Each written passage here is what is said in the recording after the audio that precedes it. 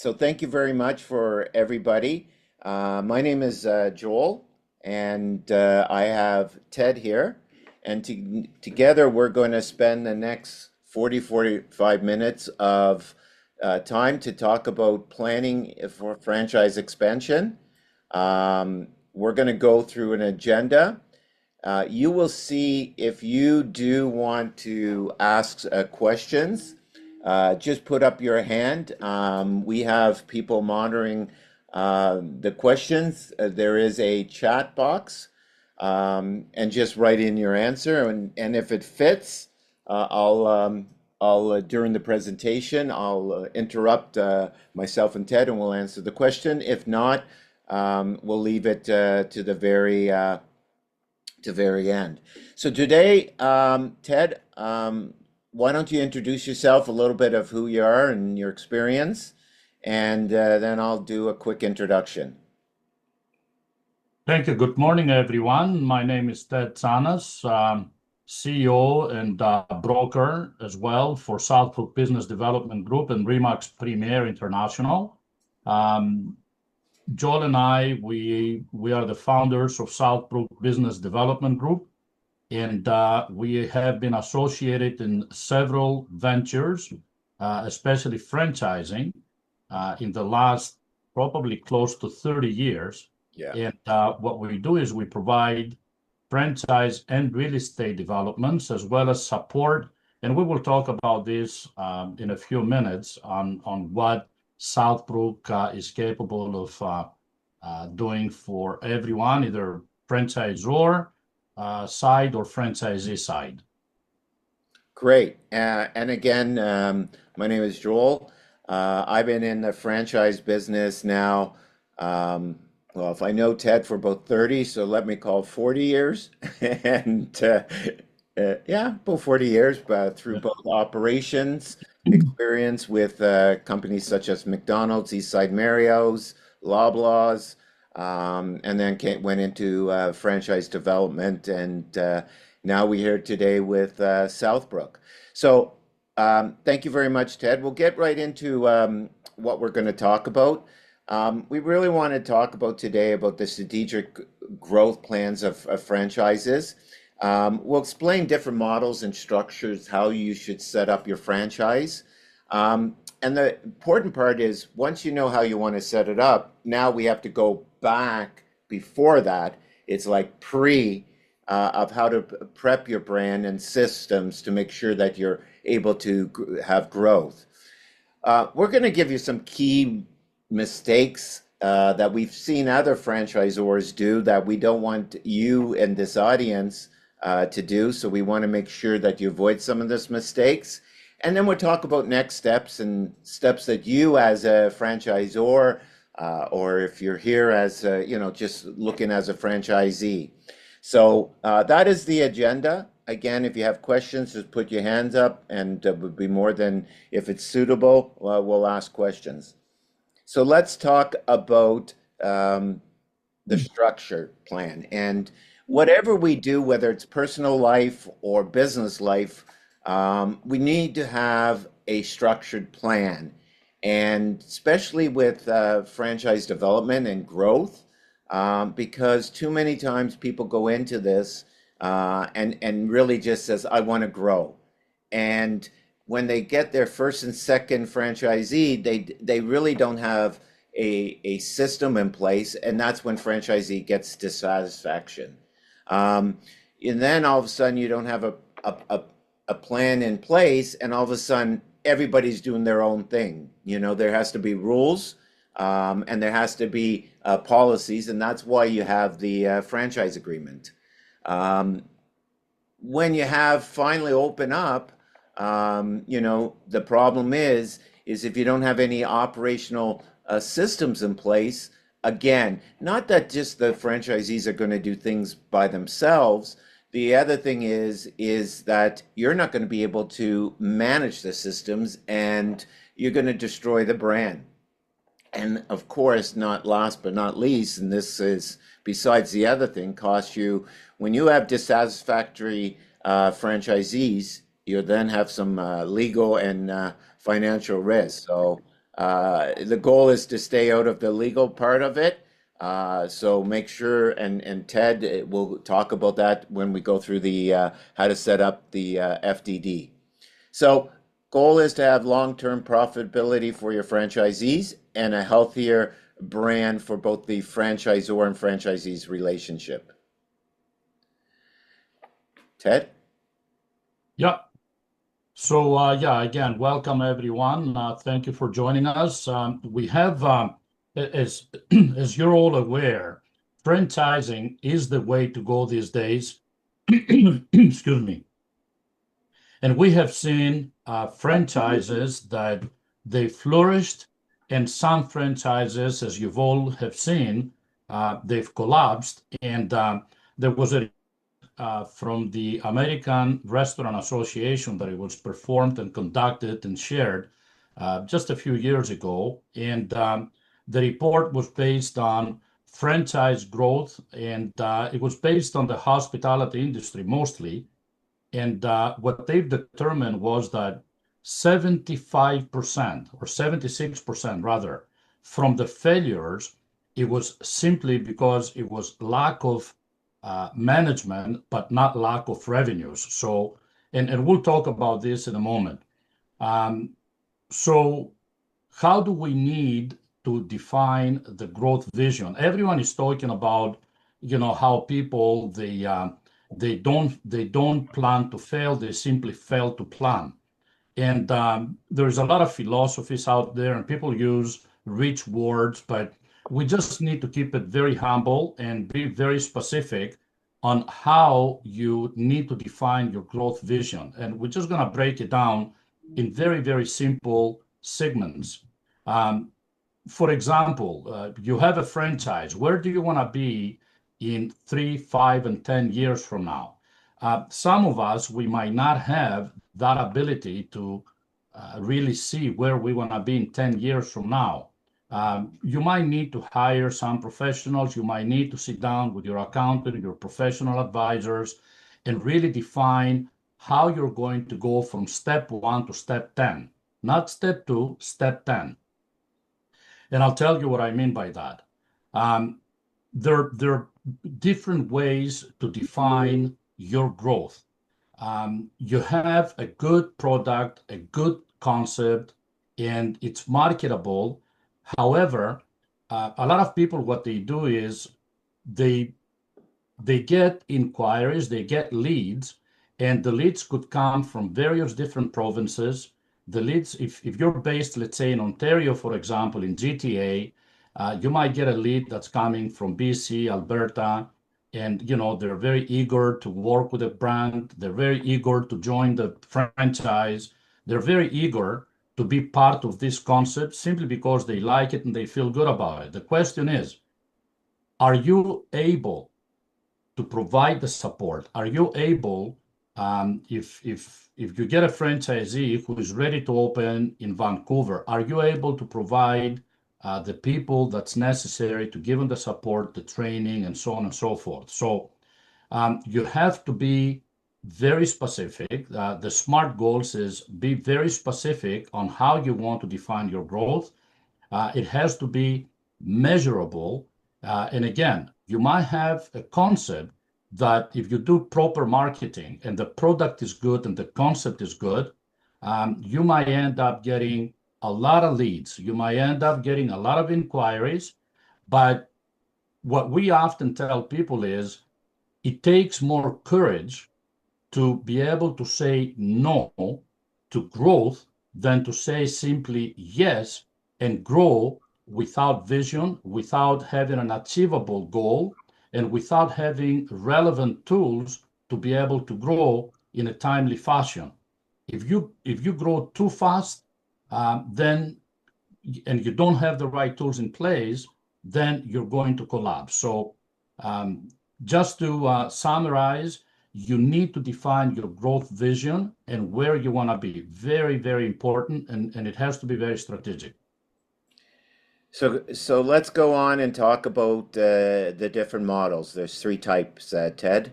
Maybe explain Yes. the expansion models. So we have what we have done in the past, and we still do, we assist many franchises to grow either by single units, multi-units, area development, and master franchises. Now, the reason why we're telling franchisors to be very careful on how they want to grow is, again, for what I've mentioned earlier. You have to make sure that you've got all the tools in place, you've got the infrastructure in place in order to be able to provide what's needed to the franchisees. Because you got to remember, as a franchisee, I'm coming to you, to the franchisor, to guide me, to protect me, to make sure that my investment is secure. And if you don't have the right infrastructure in place to provide me with these assurances, then this is going to turn very sour. Not only franchisor and franchisee are going to lose their investment, but also it's going to turn into a legal battle. So now, franchise expansion models are defined by single units. We know what that is. So you open single units, but you open within your vicinity, you open within your territory, you open within the areas that you can reach and send your people, do the QAs, do the visits, do the proper marketing.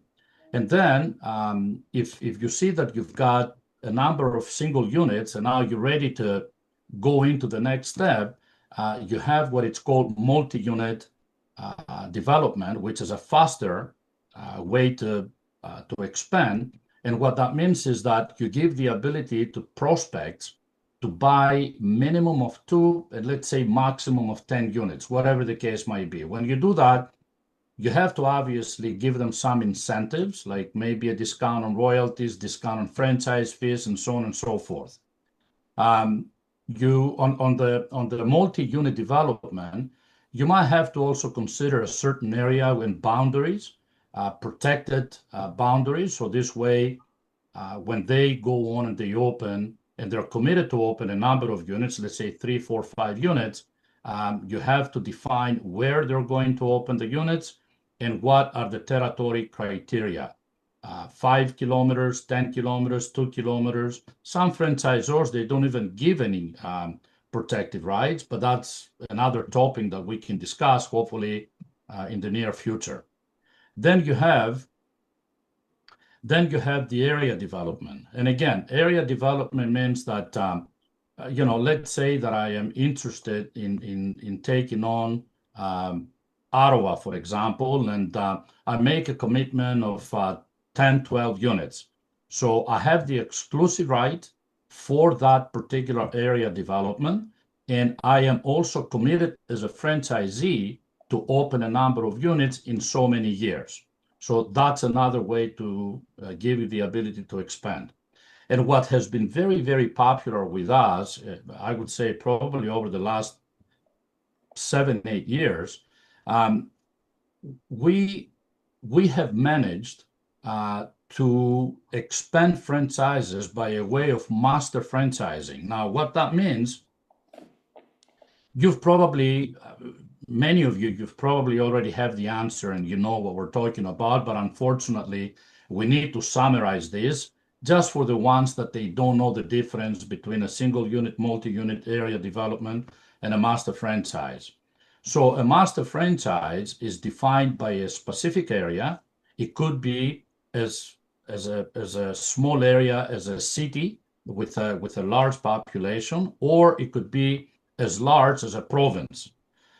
There are various ways to define the master franchise. You go by population, you go by density, you go by distance, and then once you determine how many units your concept can have within this master territory, you charge accordingly, and then you give a schedule to the prospect or the master franchisee to be committed to the number of units. So for example, let's take Vancouver, for example, or the Lower Mainland, and we've determined that we can have 20 units.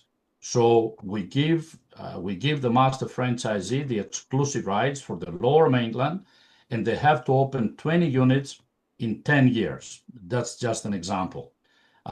So that is the master franchise. Now, the master franchise, though, comes with a price as well. There are some pros and there are some cons.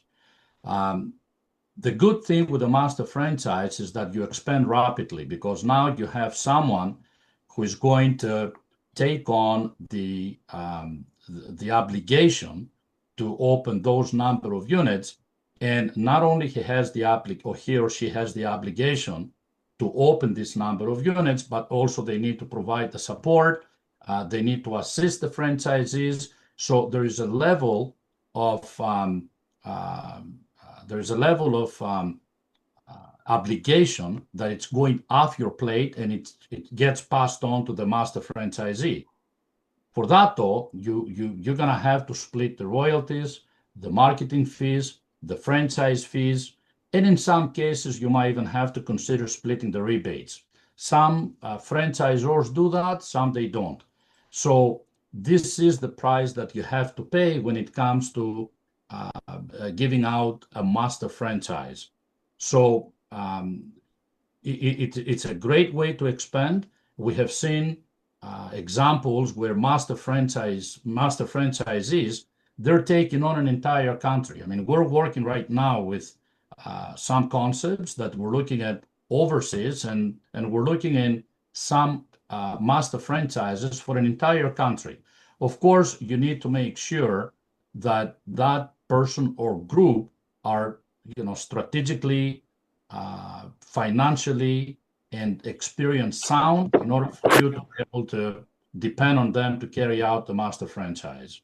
Sorry for the long introduction on this segment, but it is very important that you'll understand the difference between single units, multi-units, area development, and master franchise. Great, thank you.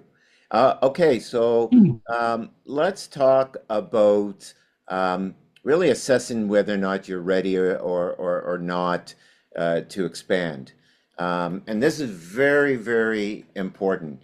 A couple things that you have to look for, again, whether you're a restaurant or non, is making sure that you have operation manuals, that every procedure is documented. Because again, you want to really make it a simple concept, and you want every franchisee to be able to follow the same procedure. So there's so many different companies out there that we know are franchise, and you can see their consistency. And in the restaurant field, we talk about the keg in Canada. The keg is probably keg, the Moxie's, one of the Earl's strong brand that everything I know, working with the companies in the past, everything's outlined in the operational manual, and that's what's being followed. Then you have to look, and Ted will get into, is the brand protected? So have you done your homework in trademarks? Then, you want to talk about, and really ask yourself, is franchisees successful? Like, what do you want to do with these franchisees? How many franchisees do you want to grow? What would be the territories? How fast do you want to grow? So those are things that we'll talk about today. But again, that is a key to making franchise successful. What about support? Why are people paying franchise fees and royalties and ad fee? Is because they need support. They need either marketing support or operations support. And I guess the biggest questions that we get at is right away is what type of support? What type of training are we going to get? Is it formal training? Is it, classroom training, on hands training? How many times a year do you meet with franchisee? What happens if I have a problem with employees? What do I do? So there's so many questions that you have to be able to support. Now, if you are a one-man team, then the question is, when do you bring on some extra people to help you support it? But for sure, marketing and operation are the key. What about supply chain? What is your rule on supply chain? Making sure that you have everything set up so people aren't going off base and buying off product. And then again, the inconsistency. So, if Heinz ketchup is your standard, someone's buying Heinz ketchup and someone's buying no name. There is a different taste, as we all know. So again, once you have a supply chain, how are you going to get that? How are you going to get product to the stores? If you're an Ontario-based company, and you need to be able to get stuff to BC, is understanding that, because again, another question that comes up, and what is going to be the price difference? Is there going to be a price difference that if you're an Ontario-based company and all of a sudden you're shipping product to BC? And again, the legal, framework, whether or not you have an FDD, franchise disclosure documents, whether or not you have trademark, what is your procedures of onboarding franchisees? So all of that is the biggest process that you have to make sure that you're ready.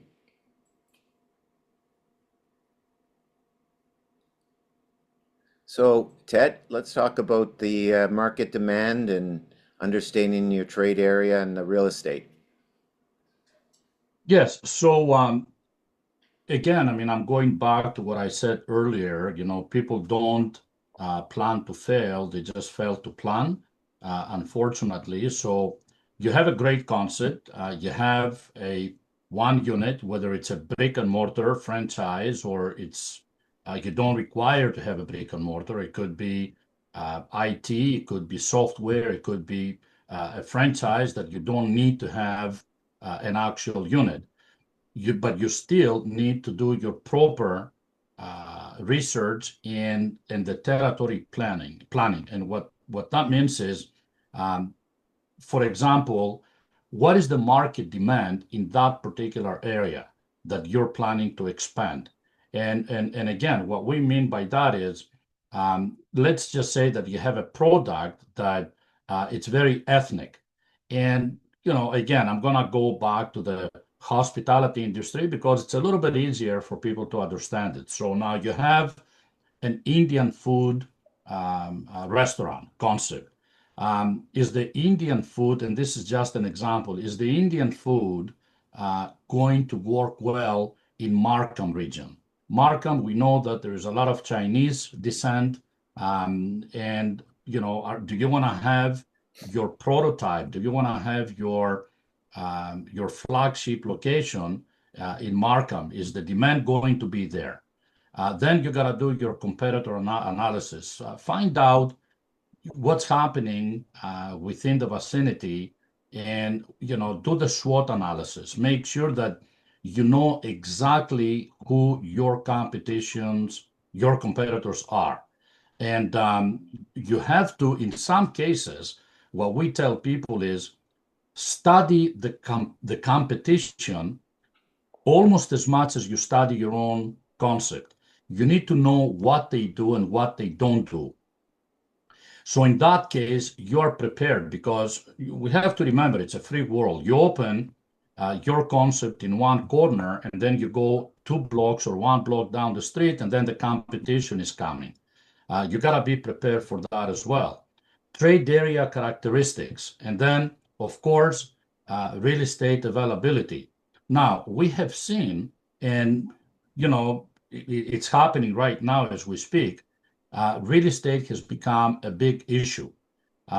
When you're planning to grow, again, you have to define where you want to be because does the specific real estate area that you want to grow can support the rent, the TMI, and everything else that comes with it, with the type of revenue that you're assessing and you're projecting to make. Again, I'm just going to give you a very, very small example on this. Let's just say that you've got a little shawarma place and, your footprint is 900 to 1100 square feet. You know that you need to make an X amount of money in order for you to be in the threshold. And it's not just the revenues, but it's also the expense. Now, how do you define the expense? The very first thing that we have to look at is the rent. But again, you can't just say, if I pay $10,000 a month, for example, it's too much. That's not true because it could be relevant. If you pay $10,000 a month and you're right across from the Eaton Center, downtown Toronto, then this will justify your revenue to be maybe $3 million a year. So again, real estate availability is a key issue on how you're going to define your territory planning. And again, you're gonna need to use, certain tools. I mean, it will take some work in order for you to be able to define where you want to be. You gotta use some software, sensing data. There's various different ways to be able to come up with an analytical plan in terms of where you want to be. Great. So let's talk about what the ideal franchisee profile is. They say sometimes people, you want someone with the experience, and then some of the franchisors say, I'd rather have someone that has not been in that business, because then you can train them, without any hiccups that they've done before. Really, so the things you want to look at.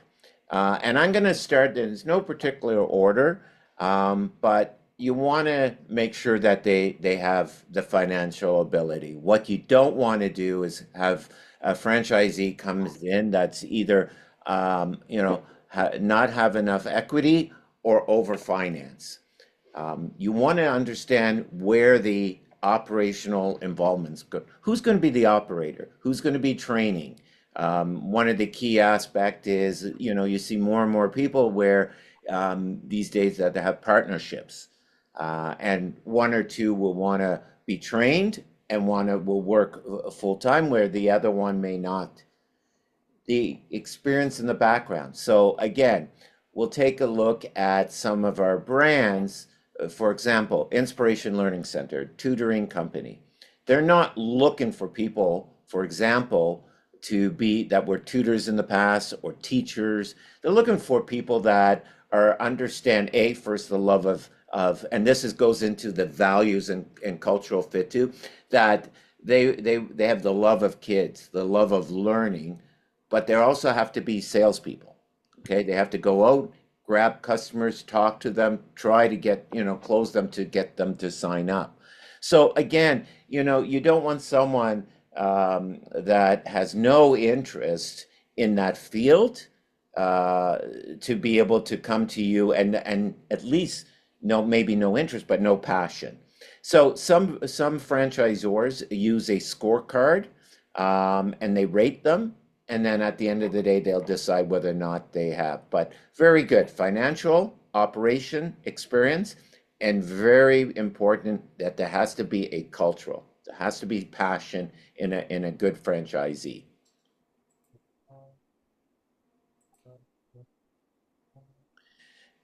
Ted? Yeah. So unit economics and financial modeling.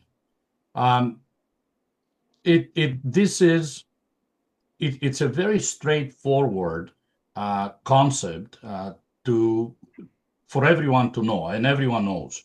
But a lot of people, they just, again, they fail to define the major and important characteristics of moving in to the expansion of a franchise.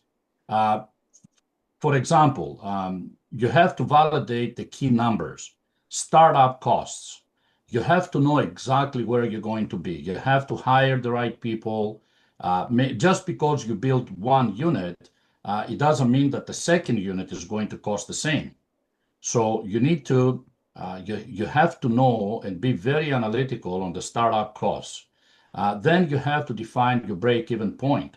Now, the break-even point, we know that when we go in with a business plan to get a small business loan, we put the projections, we give the bank the 2-3 year projections, and if they make sense, you get the loan, and so be it. But is this really where you want to base your business at?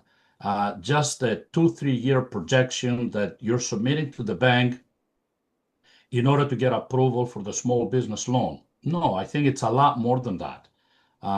Then you have to then you have to have good revenue for the first unit. And this is going to set the standards for your franchise expansion. And what I mean by that is you have to focus, you have to make sure that you give all your efforts, all your heart. You have to sleep, live, breathe your business into that first unit. Once you get healthy numbers and you have at least 1 year of good good operation and healthy numbers, then you have now created a success story, and you can take this success story and replicate it, and that's what's going to give you the ability to expand. You're going to have to know your net margins, and you have to ensure that your first, of course, you have to ensure that all locations are doing well, but we're talking about the strategic expansion model. Your first location is where it's going to define your expansion. And then you're going to have some key questions, for example, from prospective franchisees. Is your fee competitive? Your fee meaning, your franchise fee. I mean, we know that the norm now is around $35,000. That's the franchise fee structure. We've seen some concepts that they charge 40,000, 25,000, 50,000. Is your franchise fee competitive in the marketplace? If you have 1 unit, 2 units, 3 units, and you're doing okay, are you able to charge $50,000 franchise fee where other competitive business similar to yours, they're charging 35 or 30 or 25,000? So I'm not suggesting that 35,000 is the magic number. All I'm suggesting is make sure that what you're charging out there is competitive to the other similar concepts. The royalties, are they sustainable? How do people come up with charging royalties? If I pose this question to each and every one of you, and I say this with all the respect, the answer is going to be, it's a hypothetical number, and we just go according to what everyone else is charging. It can be 4, 5, 6%, and again, the norm is 2 or 3% marketing. How do we come up with that? Has anyone really sat down and figured out why do we need to charge 5% or 6% or 7% or 8%, whatever the case is? Have we done the numbers and see it from the franchisee's point of view?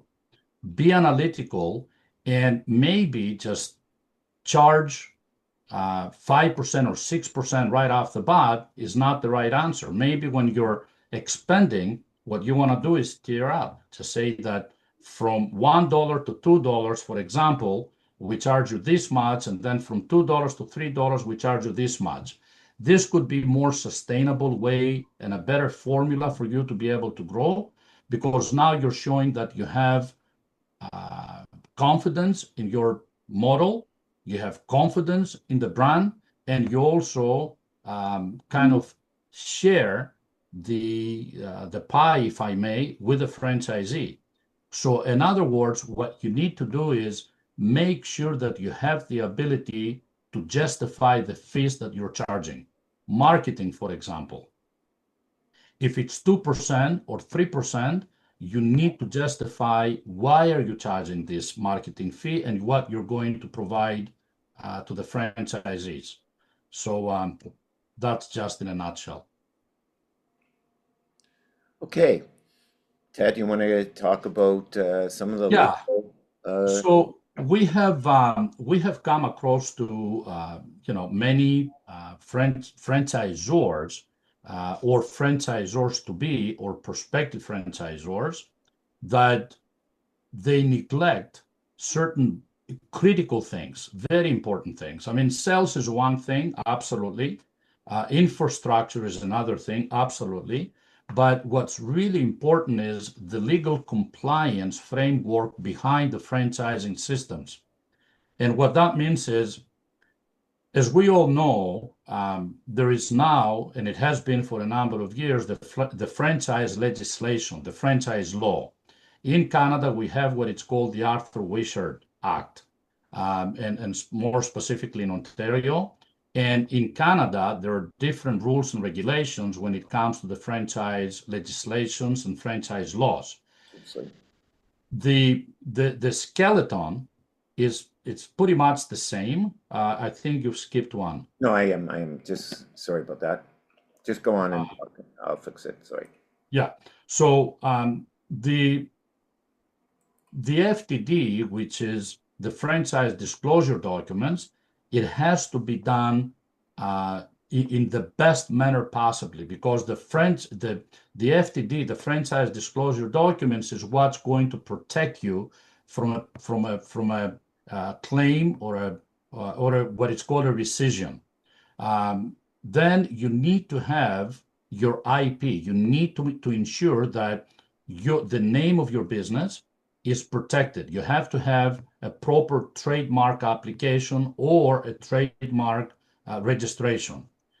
Then you have to have your standardized agreements, franchise agreement, leases, subleases, offer to leases. All these have to be defined, and you have to make sure that they're all included as part of the franchise disclosure documents.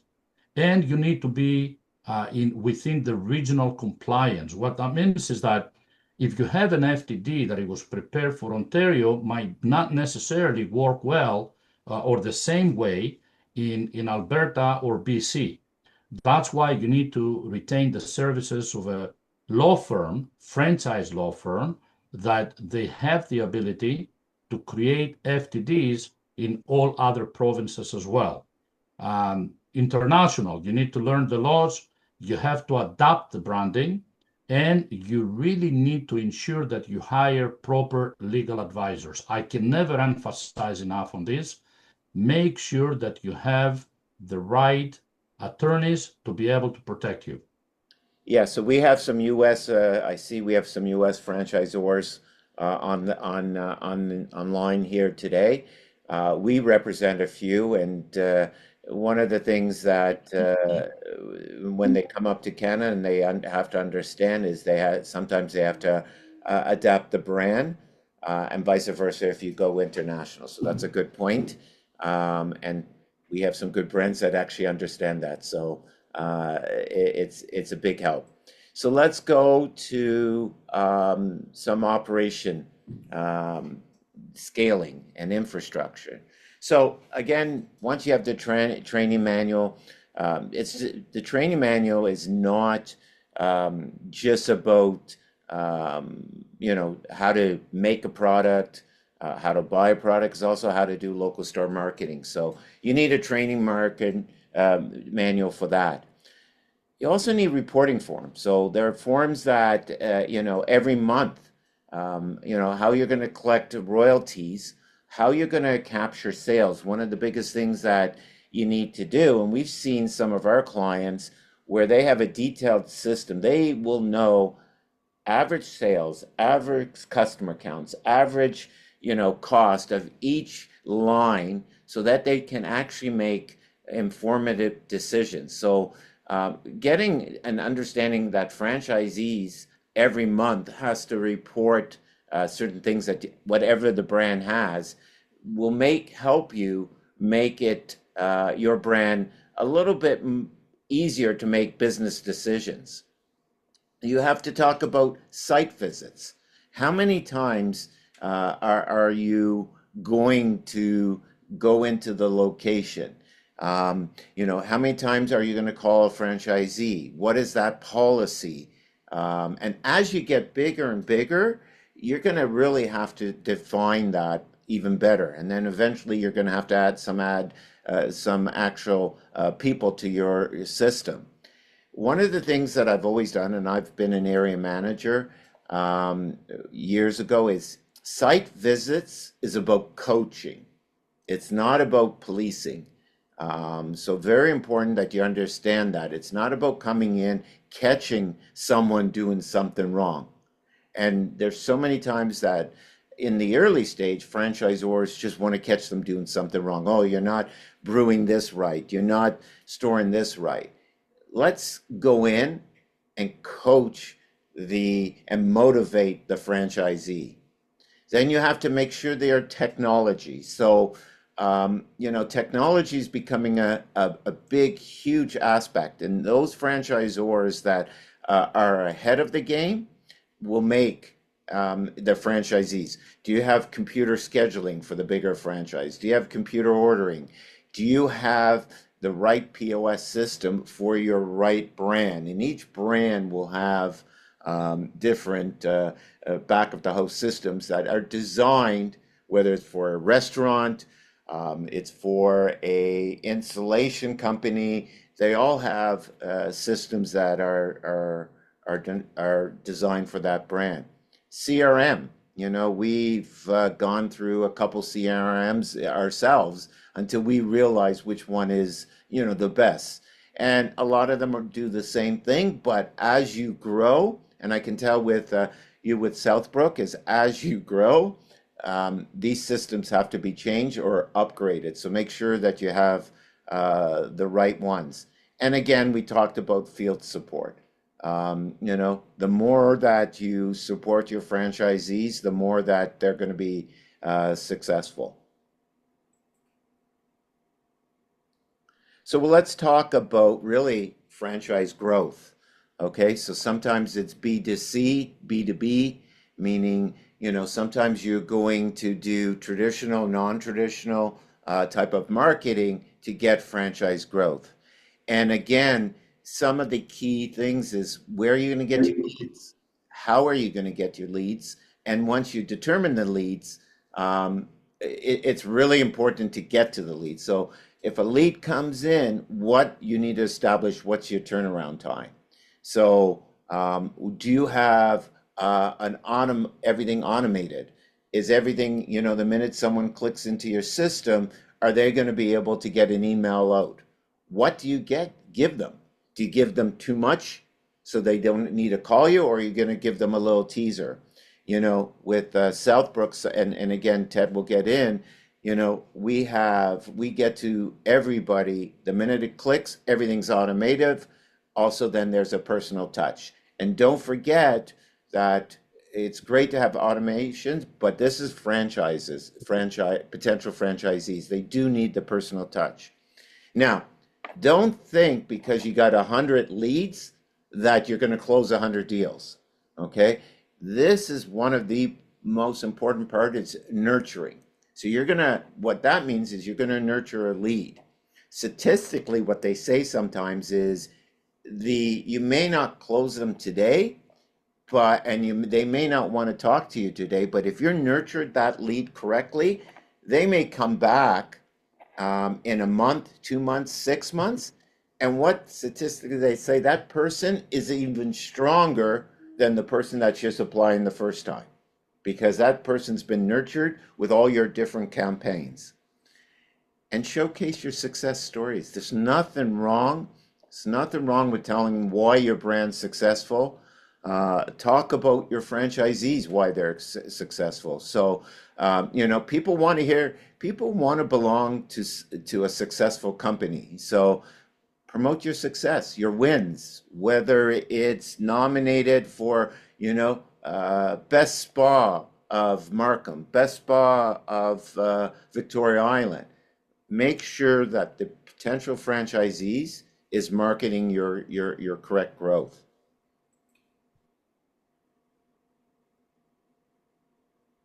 So again, let's talk about, unless Ted, you want to talk about this, or you want me to go ahead? Please go ahead, Joel. Okay, no problem. So again, KPIs, every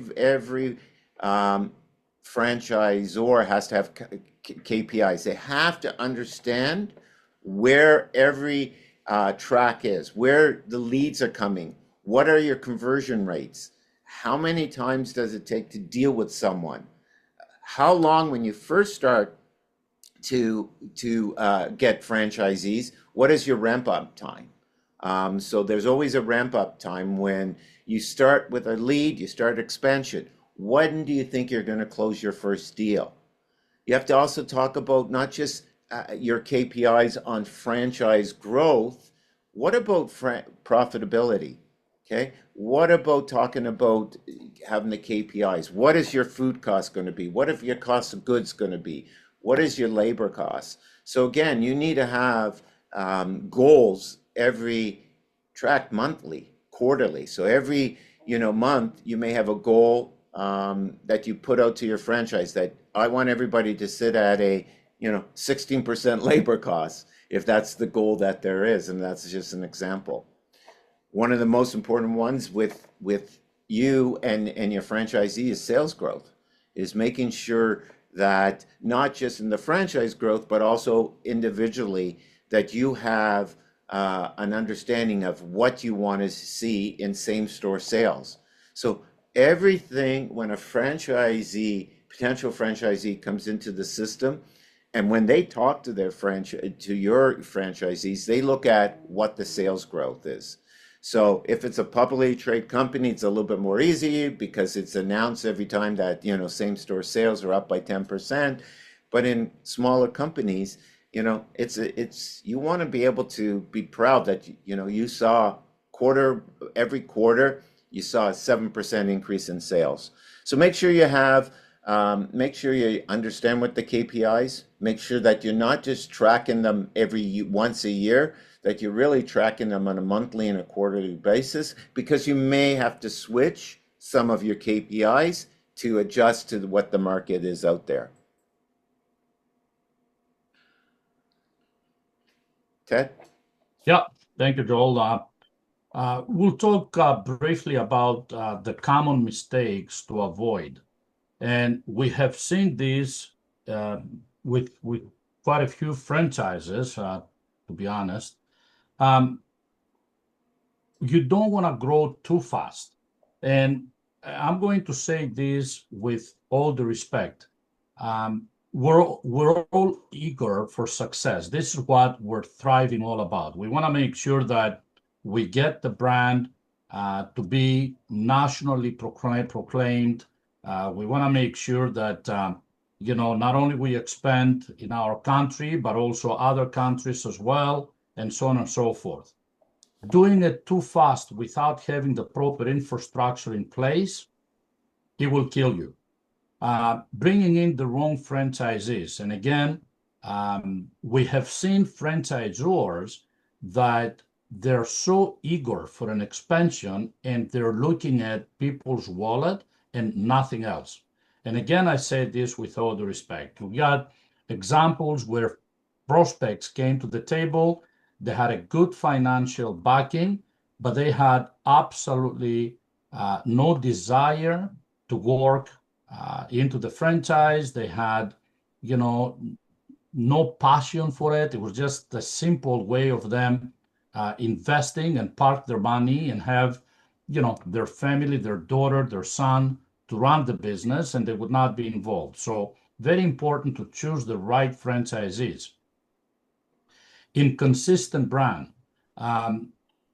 You have to format the brand in a way that it's recognizable. Walk into a McDonald's anywhere in the world and you know that you walked into a McDonald's. That's consistency. This is halfway to win the battle in the franchising business. Weak support. We spoke about this. If you don't have the means to provide the support, don't expand. Simple. You're going to crash and you're going to have claims and lawsuits and rescissions, because rescissions and claims, they're based in two things. One, it could be because of misrepresentation or a mistake on the trademark. And the other one that it's the most common is support.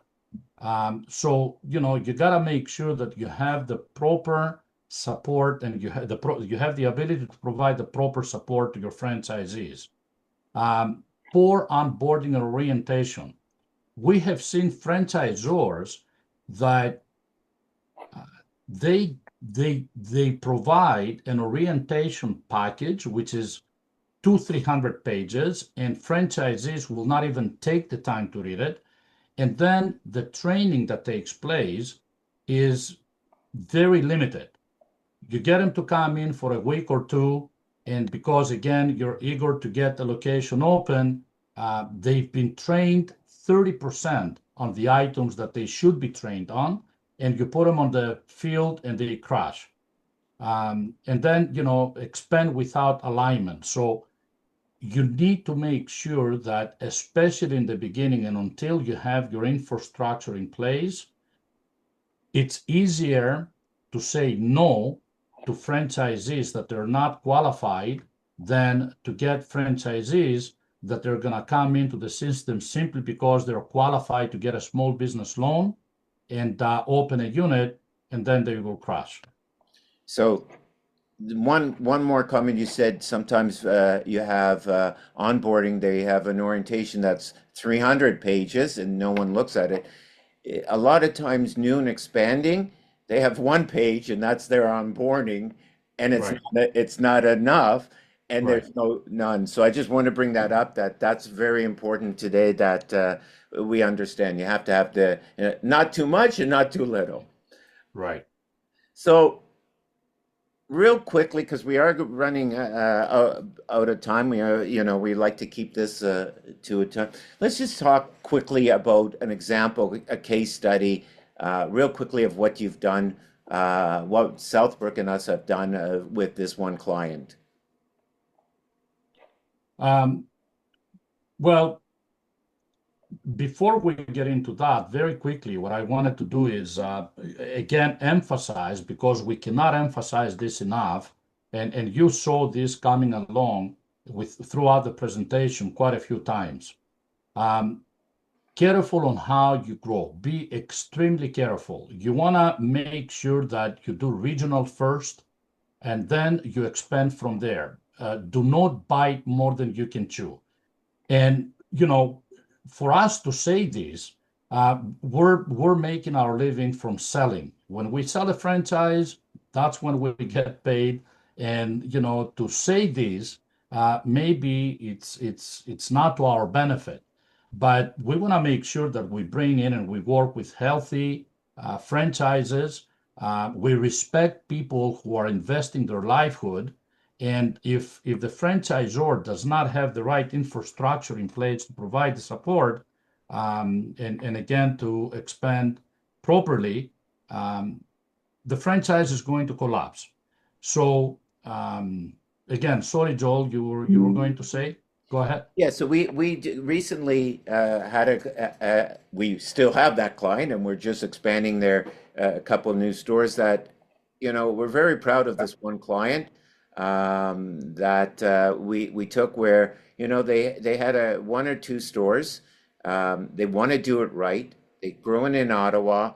They have, they've already told us not to bring us anybody that's, doesn't financially, operationally, and have their culture. And really, what they've done is invested early in the system. So I'm really proud of this client, because they understand the importance of an investment is in systems today leads to really a long-term saving money later. So they're investing in the system today, and they're not looking for 100 locations. They're looking for 30 across Canada, because they want more done right, profitable locations. So a lot of franchisors that say, let's just do it right, not do many, and let's just have profitable stores out there. Okay, so let's just continue with that. Really, action plan in the next 90 days for people on the call is really take a look. This is what, this is what I want you to take a look. And of course, Southbrook can help you with this, is really look at your audit systems, and again, define your franchise profile, understand who you want as a franchisee, take a look at your map out the country, map out the province, map out the city. Start building your funnel, because it does take a while to get a funnel up. If there's any legal documents that Ted talked about, the FTD, make sure you take a look at that, and really set and measure your goals.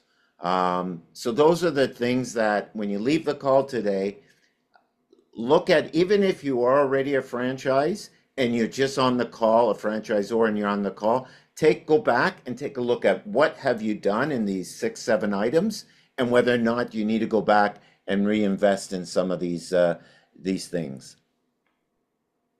Ted, maybe just explain who we are, and what we do, and then we can open it up to any questions. Sure. So Southbrook Business Development Group is we are a one-stop shop. Anything that involves both sides of the spectrum. We're helping franchisors to grow, but we also help franchisees to buy a franchise. And by doing so, what we would like to say is that we're not looking to just get you into any business. We we look at your lifestyle, we look at your expectations, your financial capacity, and then we tailor your needs according to your investment, if I may. So we do franchise development and recruitment. We have the ability to secure master franchises, and we do territory planning. We do a lot of operational cleanup and menu consulting, not only menu, but also product consultation as well. We make sure that we select the proper real estate, and we negotiate the lease that it's fair to all parties. We provide marketing, branding, and also system design. And we do have, by the way, all the third parties that required to build your business, from point of sale systems, brick and mortar designers, general contractors, and we also do business resales, and we do a lot of exit strategies as well. So we're not just consultants, as we're putting it, but we're building. That's what we do. So we can help you grow. So again, a couple things that we do, and Ted is maybe go over what we do when it comes to some of the support, when it comes to some of the ways that we qualify or get leads, because a lot of it is, this chart shows us what we do for friend development. Yes. So we once we have the franchise format in place, and what I mean by that is, and please don't take this in an arrogant way. We refuse a lot of franchises or franchises that they feel they're ready to expand, and we simply turn them away because they're just not ready to expand. Once we determine that the franchise is ready for the expansion, then what we do is we create an entire marketing campaign behind the franchise, and we bring in leads. We pre-qualify the leads, not only in terms of just the financial criteria, which this is an easy step, but also we interview them. We make sure that they are the right fit for that particular franchise. And then we do website optimization, SEO. As you know, we have a marketing department in place that can help you to grow and market your business. We do an ongoing lead nurturing, and we provide webinars as we do today. We attend to franchise shows, and we constantly educate. We educate franchisors and franchisees, and we do pre-opening support and also post-opening support as well. So we are a one-stop shop. Once you feel that you have something in your mind that you want to take it to reality, we can help you put it together. And I say this, not in a philosophical way, but in a very practical way. And that's excellent. It outlines everything. Is attracting, just 2 cents of my sense is attracting the people is great, but also educating them. I think that's a very important that we educate the people on the brand. One of the things that I think we're a little bit different is qualifying. Is we just don't generate lead. We actually take them through the whole process So that's very important. And we can always help you after, once the franchisees are all set up, we can help you with the post operational aspect of the business.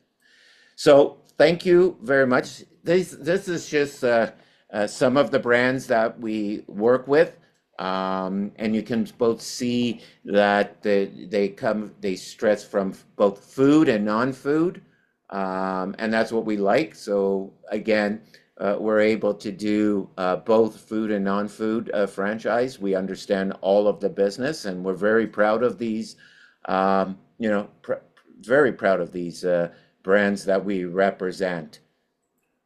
So let's talk. Let's ask a couple things. Where's your brand today? What are your barriers and what support and tools that you need? And there was really, we're almost done. We are done. So what I would like us to do, and again, we like to keep this to an hour, is we're going to individually answer those questions that are popped up on my screen.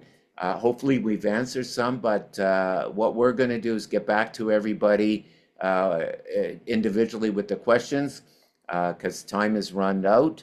And Ted, thank you very much. Mila, who's My pleasure. and her marketing team on the back. Thank you very much on the support, and look forward to growing together. And hopefully, you learned a couple things on this conversation today. So, thank you very much, everyone. All the very best and good luck to everybody. Thank you. Bye bye.